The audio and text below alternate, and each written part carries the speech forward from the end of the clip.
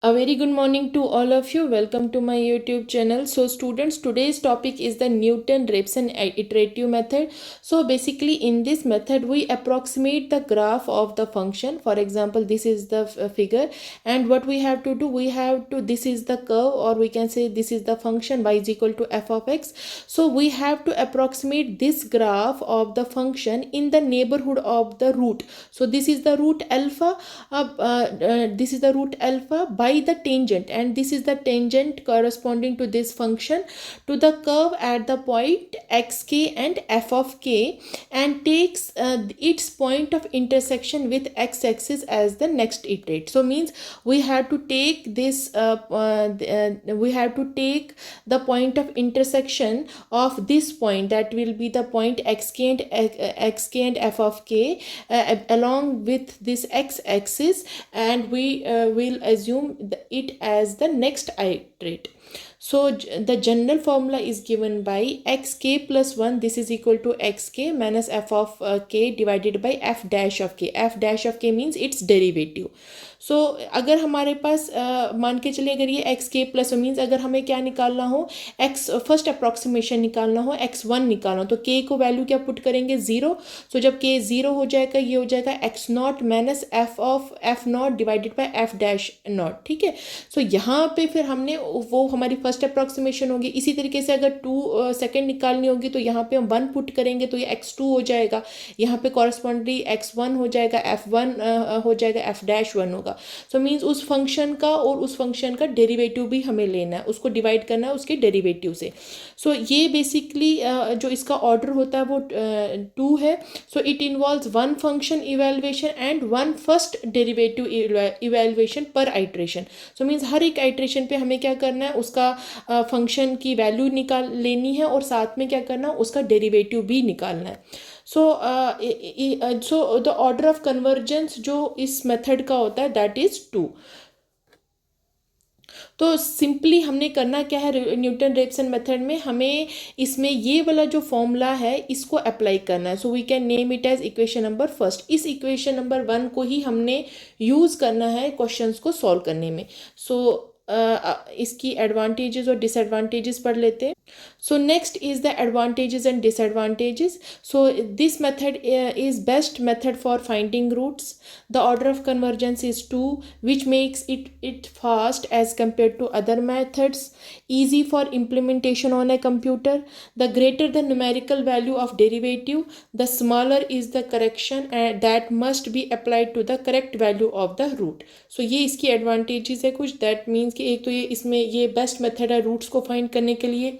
इसकी order of convergence 2 है, उसकी वजह से ये क्या है, फास्ट है as compare to previous method से उनकी लीनियर होती थी. सो यहाँ पे इजी है implementation on computer. So greater the numerical value of its derivative, the smaller is the correction that must be applied to get the correct value of the root. So similarly means इसमें एक तरीके से error कम आएगा. सो disadvantages है कि not applicable to solve the equation whose sketch is nearly horizontal with it crosses the x-axis, as it would make f dash x is equal to 0. So means ये method fail कर जाएगा, क्योंकि अगर हम equation जो हमारे पास दी होंगी हम उसको स्केच नहीं कर पाएंगे अगर वो किस तरीके से हम लेके चल रहे हैं. अगर हम उसको हॉरिजेंटली लेंगे when it crosses the x-axis, because उस केस में क्या हो जाएगा, उसका जो डेरिवेटिव हो जाएगा वो 0 के इक्वल होगा. Similarly it is difficult to apply when f dash x is not at a simple expression. अगर ये इसका डेरिवेटिव जो है, अगर इसका डेरिवेटिव सिंपल एक्सप्रेशन में नहीं होगा तो इसको सॉल्व करना बड़ा मुश्किल हो जाएगा. Similarly it is very sensitive to the choice of initial approximation. So method can fall in an endless loop and might even fail altogether in some cases. So ये यहाँ इसमें जो इनिशियल अप्रॉक्सीमेशन है उस case में ये बहुत sensitive है. सो मेथड इन्वॉल्व्स और requires 2 function evaluation per iteration. So we have to find values of f of x and f dash x at each step, computation is more. So means यहाँ पे क्या करना, वहाँ पे previous में हमें सिर्फ सिंपल वैल्यूज़ ही पुट करने थे, एक ही कंप्यूटेशन होती थी, मीन्स एक ही वैल्यूज़ पुट करनी थी। मगर यहाँ पे अब 2 जो स्टेप मेथड है, मीन्स यहाँ पे हर स्टेप पे हमें 2 फंक्शंस को क्या करना है, इवेलुएट करना। तो उस केस में यहाँ पे इसका एक क्या बन जाएगा, जो उसकी कंप्यूटेशन हो जाएगी वो मोर हो जाएगी, उस वजह से ये इसकी एक डिसएडवांटेजेस है। सो अब एक क्वेश्चन सॉल्व कर लेते हैं। सो फर्स्ट एग्जाम्पल है, use Newton Raphson method to find the root of the equation x sine x plus cos x is equal to 0। सो हमने सबसे पहले क्या करना है, फंक्शन लेके चलना है, और हमें अब सबसे पहले, क्योंकि हमें पता फॉर्मूला हमारा किसके इक्वल होता है, it is equal to x के plus 1, this is equal to x k minus f of k divided by f dash at k, और k is from 0 1 2 so on. So अब हमने यहाँ पे वही चीज़ अप्लाई करनी है। तो सबसे पहले हमने फंक्शन लिख लिया। अब हम इसका क्या करेंगे, इसका डेरिवेटिव भी पहले ही निकाल लेते हैं। सो एफ डैश एक्स यहाँ से आ जाएगा मेरे पास, ये यू इंटू वी का फॉर्मूला लग जाएगा, first into differentiation of second, then second into differentiation of first, it will become sine x, then it is sine x and then plus cos x की हो जाएगी, it will be minus sine x. तो मैं directly minus sign लिख देती हूँ यहाँ पे। So it will be minus sine x. So यहाँ से ये टर्म और ये टर्म कैंसिल हो जाएगी, हमारे पास आ जाएगा एक्स कॉस ऑफ एक्स। सो अब हमने क्या करना है, ये फंक्शन आ गया, ये उसका डेरिवेटिव आ गया। अब हम इसकी वैल्यूज़ निकालेंगे, इंटरवल ले लेते हैं अपने से, जैसे मैंने f2 पे निकाल रहा हूँ इसकी वैल्यू, तो ये हो जाएगा 2 टाइम्स साइन 2 प्लस कॉस 2। तो जब आप इसकी साइंटिफिक कैलकुलेटर से इसकी वैल्यूज़ निकालोगे तो उसकी वैल्यू आ जाएगी 1.4024, जो this will be greater than 0। Similarly जब हम f3 की वैल्यू निकालेंगे इस फंक्शन पे, तो यहाँ पे आ जाएगा 3 साइन 3 प्लस कॉस 3। सो वहाँ से उसकी जो वैल्यू आएगी that will be minus 0.5666। So this is less than 0। So therefore हम क्या बोलेंगे, जो रियल रूट है वो कहाँ पे लाई करेगा, लाइज इन द इंटरवल। ये कौन से इंटरवल में लाई करेगा, ये करेगा हमारे पास 2 और 3 इंटरवल में, ठीक है। सो यहाँ पे हमने एक और चीज़ नोट करनी है कि जब हम देखेंगे f(2) की वैल्यू आ रही थी 1.4024, सिमिलरली जो f(3) की वैल्यू आ रही थी माइनस 0.566। सो अब हमें सबसे पहले यहाँ पे इंपॉर्टेंट थिंग ये देखनी है कि हमने फर्स्ट अप्रॉक्सीमेशन है, जो इनिशियल अप्रॉक्सीमेशन वो कौन सा लेंगे। तो इनिशियल अप्रॉक्सीमेशन इधर फाइंड करने के लिए हम देखेंगे कौन सी टर्म ज़्यादा 0 के पास है। अगर हम देखेंगे तो ये जो फंक्शन की वैल्यू 3 पे जो है, यहाँ पे ये ज़्यादा क्लोज है, नियरर टू 0। सो मैं अप्रॉक्सीमेशन में जो इनिशियल अप्रॉक्सीमेशन है वो मैं 3 से स्टार्ट करूँगी। So I will write here also f of 3 is nearer to 0 than f of 2. So take initial approximation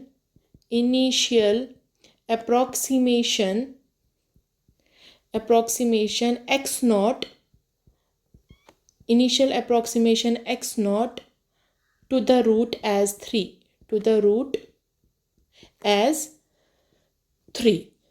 so therefore first iteration आएगी हमारे पास। so iteration first में क्या करेंगे हम, सो इटरेशन फर्स्ट में, so first approximation to the root is given by, अब हमारे पास ये फॉर्मूला है तो हम लिखेंगे यहाँ से, जब हम k की वैल्यू 0 पुट करेंगे तो ये बन जाएगा x1 is equal to x naught minus f naught, means f of function at x naught, मैं ऐसे लिख देती हूँ, this means f of function at x naught divided by f dash at x naught. Okay, so अब यहाँ से value substitute करेंगे। सो x not कितना है हमारे पास, x नॉट हमारे पास हो गया simple, that will B x not. F of x not हमारे पास आ जाएगा यहाँ से जो मेन फंक्शन है, दैट इज इक्वल टू ये आ गया आपके पास x not into sine of x not plus cos of x not, so divided by ये आ जाएगा आपके पास एक्स नॉट, इसका डेरिवेटिव वो कितना आया था, x not into cos of x not, हमने इस फॉर्म में इसको लिख दिया। सो अब एक्स नॉट हमारे पास है इनिशियल अप्रॉक्सीमेशन, और हमने क्या लेनी है, 3 लेनी है, इनिशियल अप्रॉक्सीमेशन 3, तो यहाँ पे ये चेंज हो जाएगा, दिस मीन्स 3 माइनस ये हो जाएगा 3 sine 3 plus cos 3 divided by 3 cos 3। So ये बन जाएगा, जब हम इसकी वैल्यूज़ निकालेंगे वो आ जाएगी हमारे पास 2.8092। सो यहाँ से हमारे पास ये टर्म आ गई। सो मीन्स x1 जो है हमारे पास कितना आ रहा है 2.8092। अब हमने क्या करना है, सेकेंड आइट्रेशन निकालनी है। So I will write here iteration second. So second के लिए अब हम सेम करेंगे। अब हमने देखना है, उसके लिए फॉर्मूला क्या बन जाएगा from this equation, from equation first से। अगर हम k की जगह 1 पुट करेंगे, पहले हमने 0 पुट किया तो 1 आ गया, अब हमने 1 पुट करना है तो ये x2 हो जाएगा। This will become x1 minus f of x1 divided by f dash at x1। Okay, so same हमने यही प्रोसीजर अप्लाई करना है, वो हमारे पास सेम यही टर्म रह जाएगी। कैसे बन जाएगी, x1 minus x1 into sine of x1 then plus cos of x1 divided by x1 into cos of x1। So यहाँ पे अब देखना है हमारे पास इस फंक्शन पे इसकी वैल्यू भी लेनी है। मीन्स अब हमारे पास x1 क्या है, ये वाली टर्म है। सो मीन्स हमारे पास f ऑफ x1 ये x1 ये है और f ऑफ x1 की भी वैल्यू निकालनी है। सो हम अब लिखेंगे नेक्स्ट पेज पे।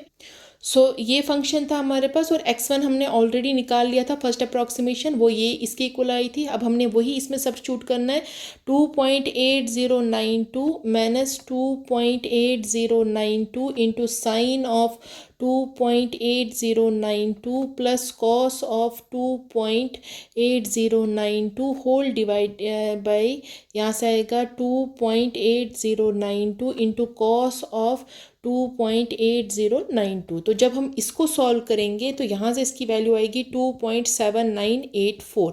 सो मीन्स x2 हमारे पास कितना आया, 2.7984। सो x1 हमारे पास 2.8092 आया और x2 ये आया। सिमिलरली हमने क्या करना है, सिमिलरली हमने x3 निकालना है। सो सिमिलरली x3 हमारे पास जो आएगी, जब हम उसको कंप्यूट करेंगे, x3 की वैल्यू हमारे पास आ जाएगी मैं यहाँ पे आपको बता देती हूँ क्या आ जाएगी। That will be equal to, so x3 आ जाएगा हमारे पास x2 minus f of x2 divided by f dash of x2। So वो किसके इक्वल आ जाएगा, that will be x2 minus x2 into sine of x2 then plus cos of x2 whole divided by, ये हो जाएगा x2 into cos of x2। अब x2 की जगह पे हमारे पास वैल्यू लगानी है। So x3 is equal to 2.7984 minus f of x2 that is, directly मैं लिख लेती हूँ, that will be 2.7984 into sine of 2.7984 plus cos of 2.7984 divided by, यह आ जाएगा 2.7984 कॉस ऑफ 2.7984। जब हम इसको सॉल्व करेंगे इसकी वैल्यू आ जाएगी 2.7984। सो मीन्स x3 की वैल्यू मेरे पास कितनी आ गई, सो यहाँ से लिख सकते हैं therefore x3 is equal to 2.7984। So x3 की वैल्यू ये आ गई, सो x2 की वैल्यू ये आ गई। सो यहाँ से हमें पता चलता है from second and third iteration no change in successive approximation to the root. So therefore the real root will be, so therefore x किसके इक्वल आ जाएगा, जो रूट आएगा 2.7984। so this is the root of the equation which is the answer। so from यहाँ पे लिख देना आपके, because सेकेंड आइट्रेशन से और थर्ड आइट्रेशन से कोई चेंज नहीं आ रहा हमारी अप्रॉक्सीमेशंस में। so iteration no change in the successive approximation to the root, approximation to the root up to 4 decimal places,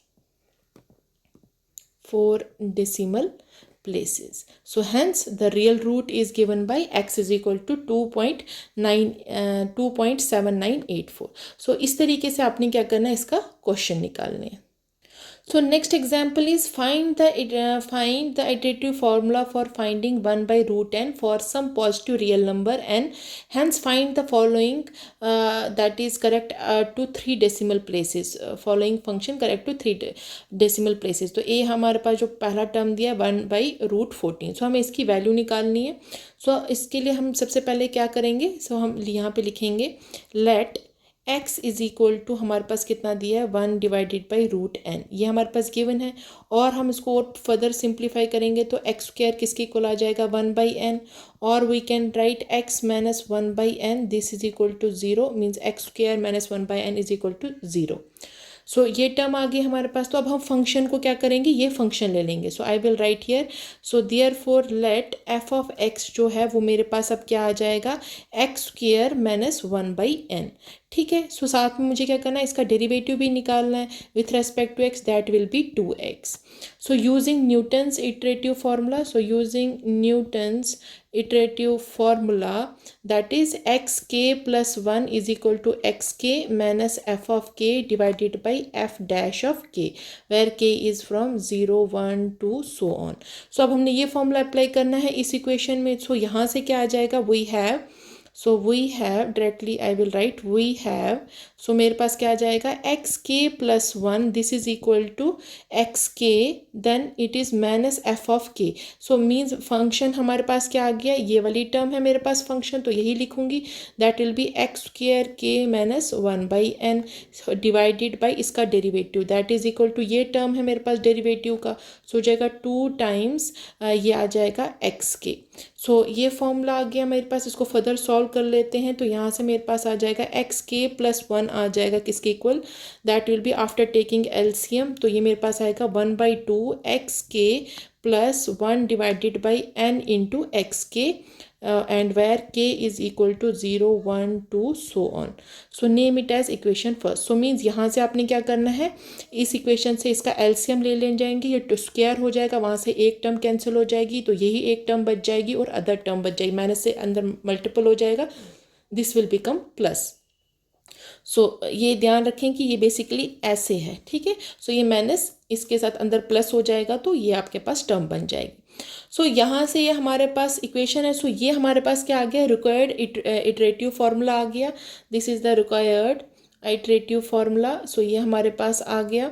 अब हम क्या करेंगे अब हमारे पास वैल्यू निकालनी है फॉलोइंग फंक्शन की that is at root 1 by 4 sorry 1 by root 14 पे. सो हम लिखेंगे here taking a n is equal to 14. So in equation first इस इक्वेशन फर्स्ट में हम n की जगह क्या पुट करेंगे 14 पुट करेंगे. सो वी हैव हमारे पास क्या आ जाएगा एक्स के plus 1 this is equal to 1 by 2 times x के देन प्लस 1 बाई ये बन जाएगा 14 एक्स के. ओके. सो यहाँ पे k किसके इक्वल है 0 1 2 सो ऑन. सो अब हमारे पास यहाँ से ये टर्म आ गई. सो हम कह सकते हैं कि जो ये रूट 1 बाई 14 है ये अप्रॉक्सीमेटली हम पूरा तो नहीं कह सकते मगर अप्रॉक्सीमेटली रूट 1 बाई 16 के मतलब क्लोज ही है. सो और वो किसके इक्वल होता है रूट 1 बाई 16 बेसिकली 1 बाई 4 के इक्वल होता है और 1 बाई 4 की वैल्यू कितनी होती है 0.25. So we can take the initial approximation. So we take the initial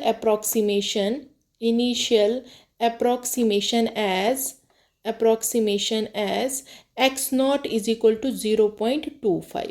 so अब हमने ये इसकी इनिशियल अप्रॉक्सीमेशन लेनी है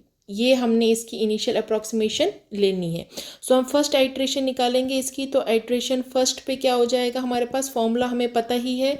so I will write x1 this is equal to 1 by 2. अब ये फॉर्मूला लेके चलना है जो भी हमने प्रीवियस जो फॉर्मूला निकाला था दैट वाज एक्स के plus 1 this is equal to 1 by 2 x के then plus 1 by n into x k. ठीक है. So provided k is equal to 0 1 2 so on. तो अब यही फॉर्मूला लगाएंगे यहाँ पे 1 बाई 2 हो जाएगा then it will be x के की जगह पे एक्स नॉट होगा क्योंकि जब आप के 0 पुट कर रहे हैं. सो it will B 1 by 14 x not. Okay 1 by 14 x not क्योंकि एन की जगह पे हमने क्या पुट किया था 14 किया था.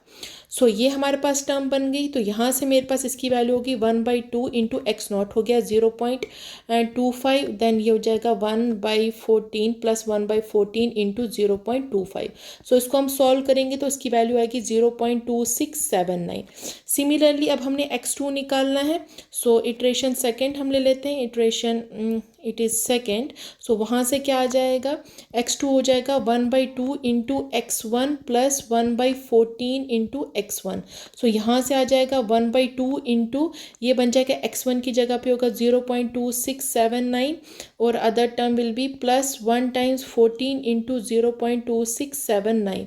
सो इसको जब सॉल्व करेंगे इसकी वैल्यू आएगी 0.2673। सो ये हमारे पास सेकेंड इटरेशन होगी। अब थर्ड इटरेशन निकालेंगे क्योंकि हम इसके correct up to 3 decimal places तक देखना है। सो यहाँ पे थर्ड पे देख लेते हैं, ये x3 हो जाएगा हमारे पास 1/2, it will become now x2 plus 1/14 into x2। So वो हमारे पास बन जाएगा 1/2 इंटू 0.2673 प्लस 1/14 टाइम्स इंटू 0.2673। जब हम इसको सॉल्व करेंगे तो इसकी वैल्यू आ जाएगी 0.2673। सो यहाँ से हमें क्या क्लियर हो गया, जो फ्रॉम इटरेशन सेकेंड और इटरेशन थर्ड, सो इटरेशन सेकेंड और इटरेशन थर्ड से ये 3 टर्म्स जो हैं, ये 4 टर्म जो है आपस में क्या आ रहे हैं, सेम आ रहे हैं। सो हम लिख सकते हैं from second and third iterations there is no change in the successive approximations